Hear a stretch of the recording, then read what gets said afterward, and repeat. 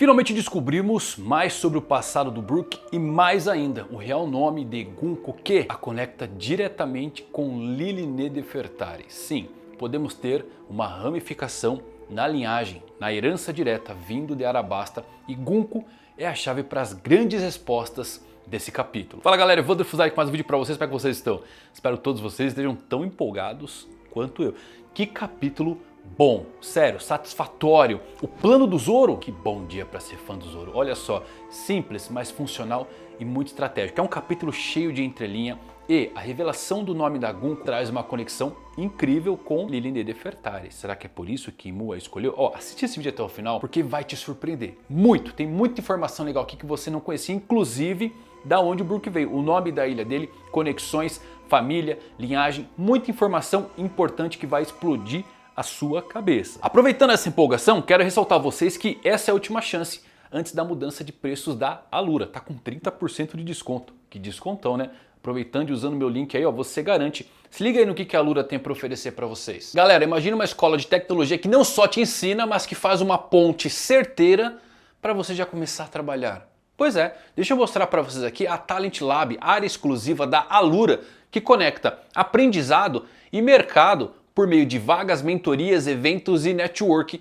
tudo com suporte para carreiras no Brasil e no exterior. A Talent Lab da Alura é um portal exclusivo com oportunidades de empresas parceiras que passaram pela curadoria do time da Alura. Você tem contato direto com recrutadores. O melhor de tudo é que, optando pelo plano Ultra Lab, você tem acesso a todos os benefícios da Alura que são exclusivos. Acesso a todos os cursos, certificado, mentoria, imersão e, claro, a Talent Lab. Então quer dar o primeiro passo na sua carreira? Clica no link fixado aqui no primeiro comentário da descrição que já tem um super desconto te esperando, exclusivo para você. Então aproveita, beleza? E ó, recadinho dado, vamos lá falar tudo agora sobre One Piece 1173. Que capítulo incrível.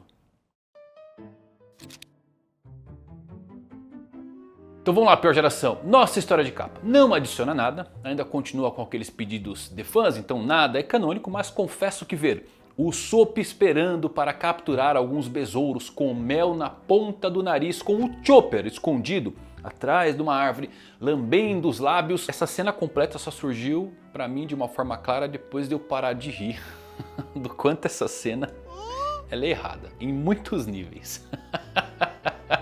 Confesso que eu demorei para entender. Se você viu alguma coisa diferente do que eu acabei de falar aqui, sua mente está podre, vai se tratar, tá bom?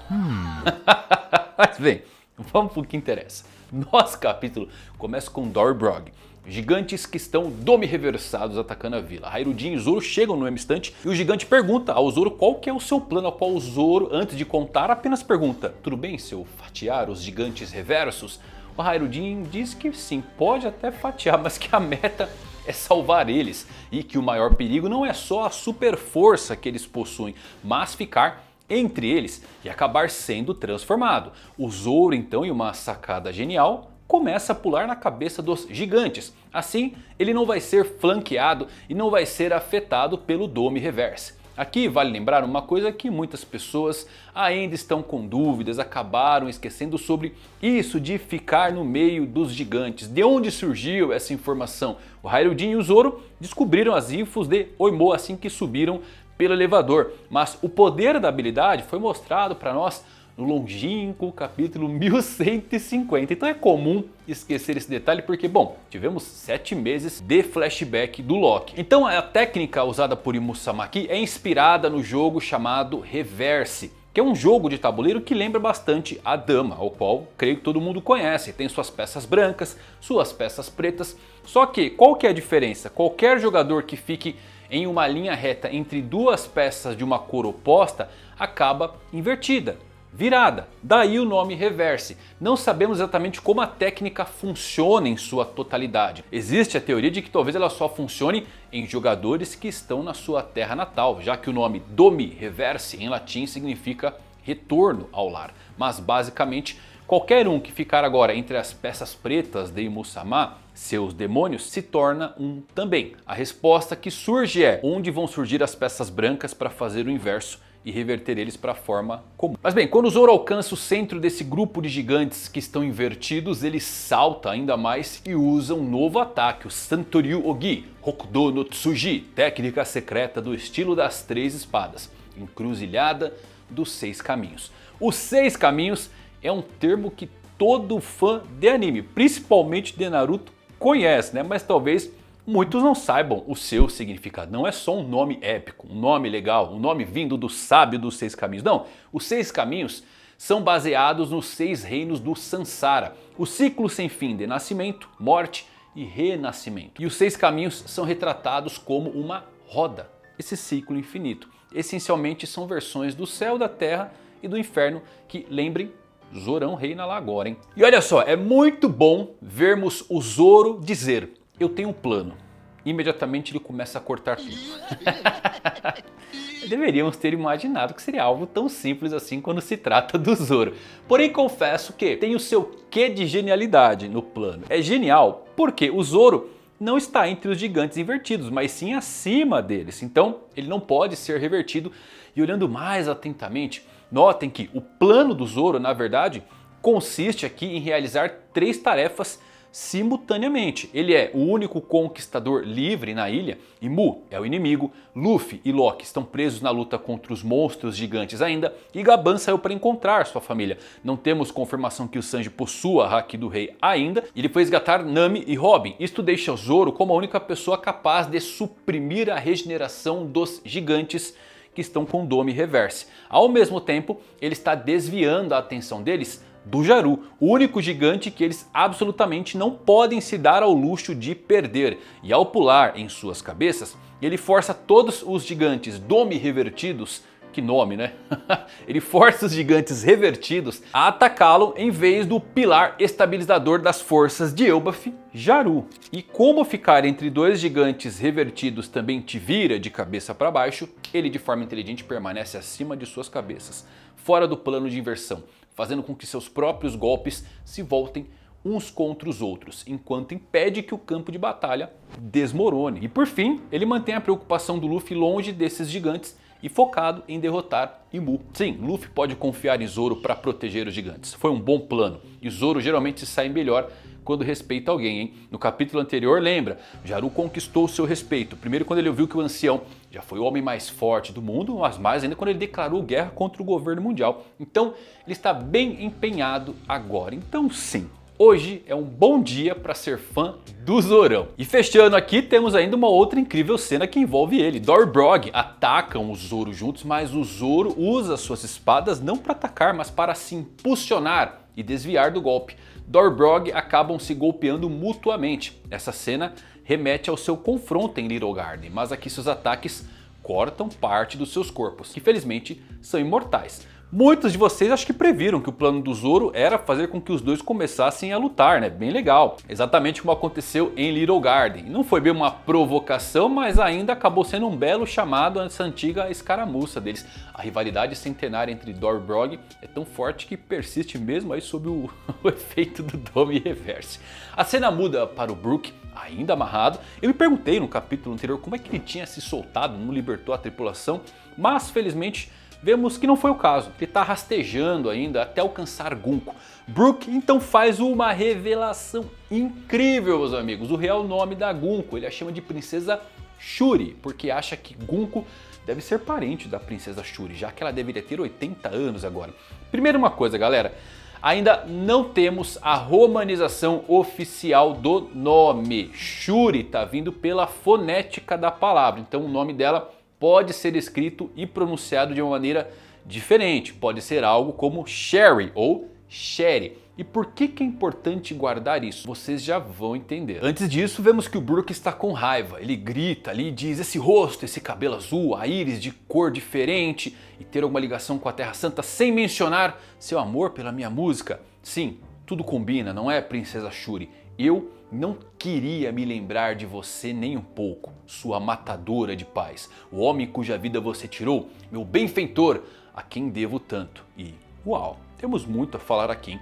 Brook parece ter uma grande raiva por Gunko Shuri, e o Brook ele sempre dá um jeito de roubar a cena, tá? Um dos personagens mais engraçados, mas também mais surpreendentes em One Piece quando tem seu momento de brilhar. Uma coisa que eu adorei no período pós-time skip foi ter mais informações sobre o passado dos membros do bando dos Chapéus de Palha, que não precisavam ser mencionadas até que isso fosse forçado, né? O Brook ele mencionou brevemente sua vida passada antes de se tornar pirata e agora isso vem sendo expandido e eu acho bem empolgante. Eu quero saber mais de todos os tripulantes, quero um desenvolvimento para cada um deles. Agora, olha que sacada legal, talvez possamos descobrir qual o reino de Shuri e do Brook. Primeiro de tudo, o que sabemos do Brook antes dele virar um pirata? Que ele já foi um nobre, não como os dragões celestiais, tá? Mas que ele veio de um reino algo mais Cavendish. Que ele veio de um reino próspero, porque em Elbaf mesmo ele diz que teve acesso a uma escola somado a ele ter uma educação de alta classe, seus maneirismos, seu estilo refinado de esgrima e sim, até sua vasta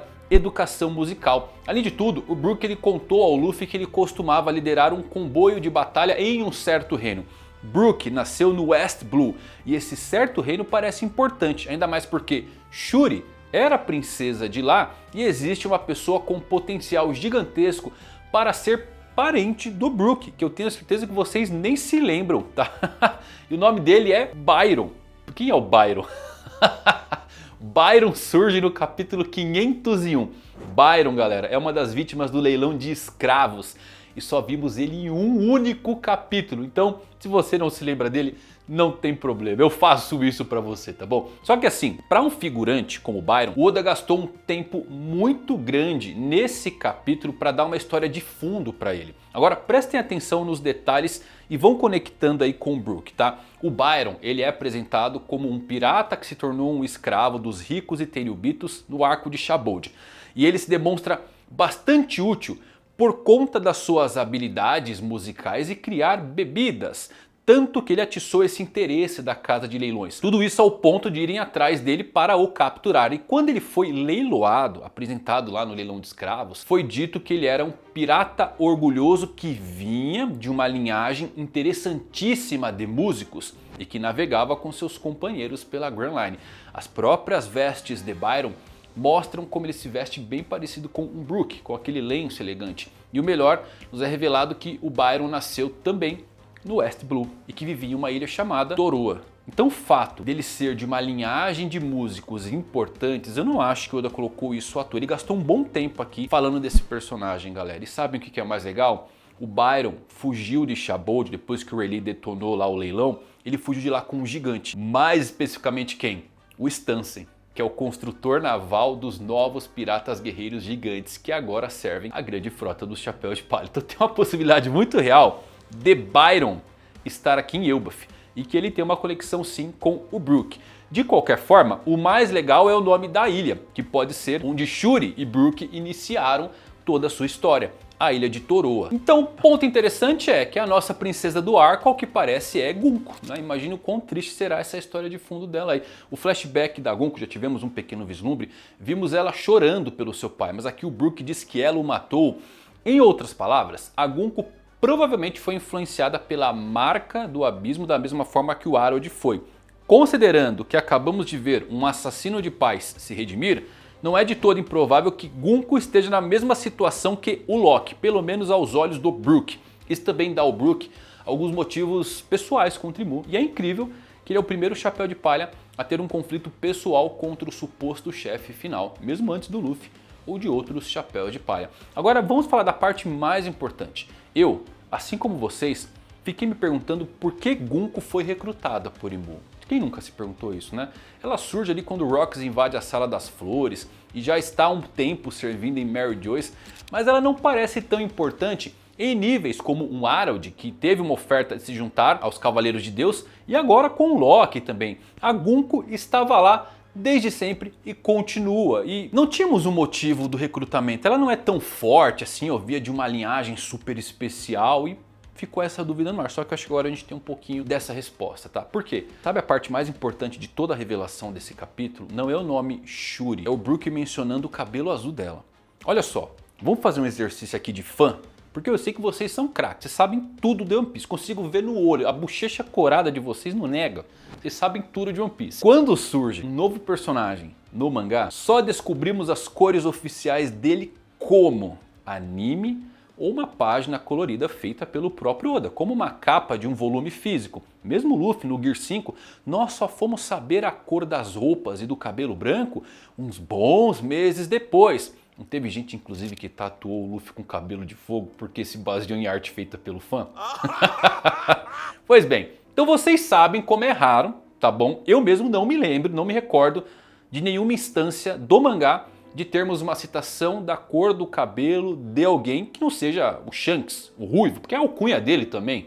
Mas não falar, o cabelo dele é vermelho. Estranho, né? Mas aqui o Oda quer que você saiba que Shuri é uma princesa de cabelo azul.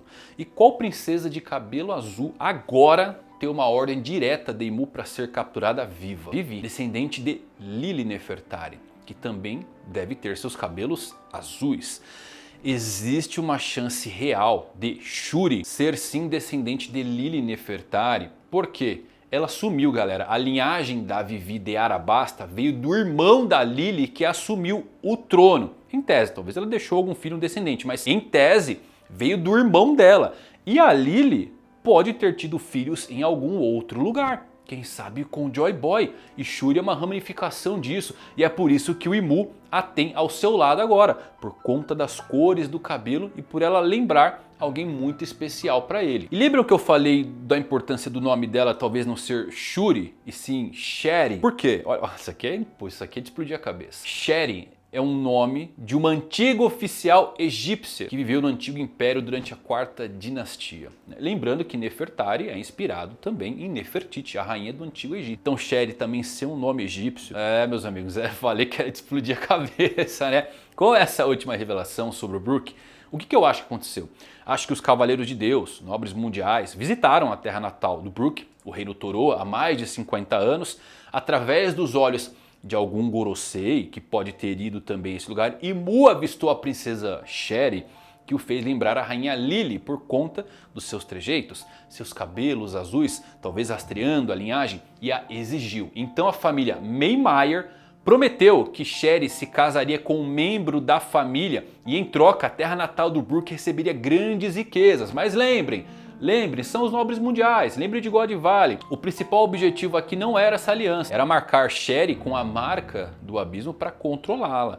Quando o rei percebeu que algo estava errado com sua filha, depois que ela recebeu tal marca, Imu ordenou que Sheri o matasse. O reino mergulhou no caos e foi destruído. Imu levou Sheri e a nomeou como Gunko, e Brook ficou sem nada, eventualmente se tornando um pirata, vivendo, morrendo e renascendo na amargura de achar que a princesa matou o seu pai e tirou tudo que ele tinha. Eu acho que é uma boa teoria, tá? Mas bem, vamos lá. Após ouvir o Brook gritando, a Gunko volta a si por um breve momento, só que Imu não está disposto a deixar a Gunko recuperar o controle do seu corpo e a se lembrar do seu passado. Será que ela esqueceu tudo porque Imu apagou as memórias, ou foi um baque, um trauma que fez ela esquecer e ela simplesmente não se lembra e agora vem voltando aos pouquinhos as memórias conforme ela vai vendo o Brook? Interessante lembrar isso. Lembrando que ela não reconheceu o Brook de cara porque ele é um esqueleto agora. Então, obviamente, dificilmente ela teria essa conexão direta visualmente. Mas lembrando os nomes e sendo chamada pelo nome original, dá esse baque de retorno. Imu não quer que isso aconteça. Não pode se lembrar, então causa dor em Shuri. Em última instância, ela grita para o Brook correr e afrouxa as suas setas, as faixas, libertando o Brook. Gunko consegue libertar Brook momentaneamente e os chapéus de palha também de suas setas, só que Mu retoma o controle e faz Gunko atacar o Brook, que defende o ataque usando um escudo que ele carregava nas suas costas. Ao mesmo tempo, o Sanji ele alcança o grupo da Nami, todos agora estão livres, menos a Robin, que não consegue se mover porque ainda está presa pelos cipós espinhentos de Sommers. O Sop mente dizendo que eles se soltaram pelo poder da sua mente. Mais uma mentira pra virar verdade? Não sei, tô chateado com o Sop, tá? Tirando essa capa dele aí estranha, o que eu sei é que o Sop nesse arco aqui ele tá bem constrangedor, tá cringe. Ele tá constantemente tentando nos lembrar de sua conexão com os gigantes, quando tudo que ele mostrou até agora prova que ele não aprendeu nada com os gigantes. Quando vai começar o arco do Sop? Não aguento mais, ele precisa urgentemente mostrar que está virando um bravo guerreiro do mar. A cena corta para as crianças gigantes que alcançaram Sommers e estão próximas do navio. Felizmente o poder da Gunko deu aquela vacilada, permitindo que elas parassem a sua marcha. e os pais das crianças chegam. Ripley e outros gigantes as alcançam, mas são impedidos pelo malvado Nika MMA. Putz, MMA é um nome muito ruim, né? Da onde que vem esse nome aí para relembrar, para deixar fresco na sua memória? MMA vem de Muma, que é um trocadilho em japonês de Yuma, que significa animal misterioso não identificado. É um termo japonês para criptídeos. O que é um... O que são os criptídeos?